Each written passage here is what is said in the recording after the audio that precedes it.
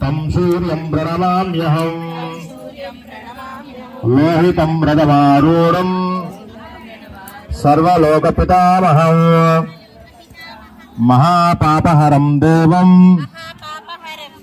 तं सूर्यं प्रणमाम्यहम् त्रिगुणं च महाशूरं ब्रह्म विष्णुदासमेव च प्रभस्तं सर्वलोकानां तं सूर्यं प्रणमाम्यहम् बन्धूकपुष्पसङ्काशं हरकुण्डलभूषितं ज्ञानमोक्षदं